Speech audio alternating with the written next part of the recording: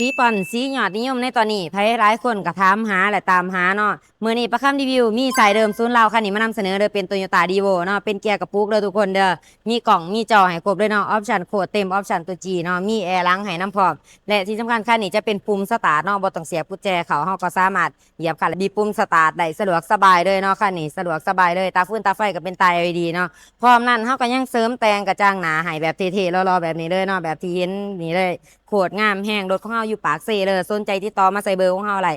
9733 โต 7 เก่าโทรกระไดว่าแอปกระไดเนาะเบอร์นี้เนาะปลาคำดีวิวจะพาทุกคนไปเบิ่งกันเจเอ็นแล้วค่ะรถเล่าเมื่อนี้มีโตโยต้าดีโวคันนี้มานำเสนอเนาะเป็นสีปอนสีหยอดนิยมสีหยอดฮิตในตอนนี้เนาะสีปอนเท่าเสริมแต่งกระจังหน้าให้แบบเท่ๆงามๆแบบนี้เลยตาเปื้อนตาไฟเป็นตาดีแม็กเดิมๆมาจากตัวรถมาจากโรงงานเดิมรถนี่เดิมๆบ่ต่ำบ่ปีนเนาะแบรนด์ปรับพับได้เด้องามๆเนาะหลังกระบะสามารถขนของได้สะดวกสบายติดกันเด็บกันสาดให้ครบเบิดแล้วเนาะ กระดิกกระเจยางสกัวเฮาก็มีให้ครบเด้อราคาเฮาจะเอิ้นเป็น2 ราคาเนาะเอิ้นเป็นเงินกีบแม่น750 ล้านกีบเนาะคันเอิ้นเป็นเงินดอลลาร์แม่น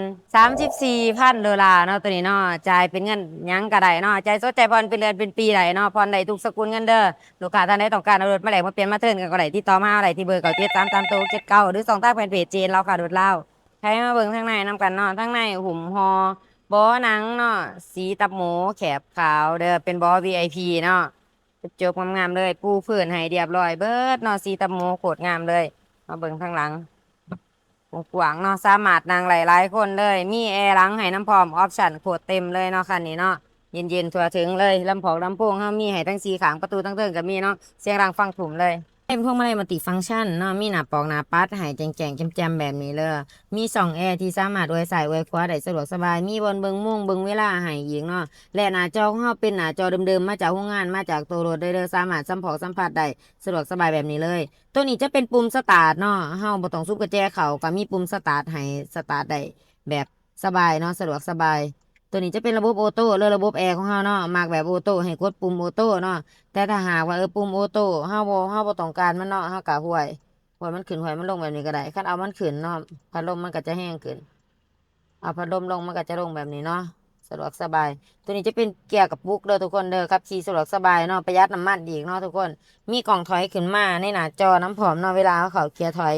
เดี๋ยวจะเขาเกียร์ถอยให้เบิ่งเด้อ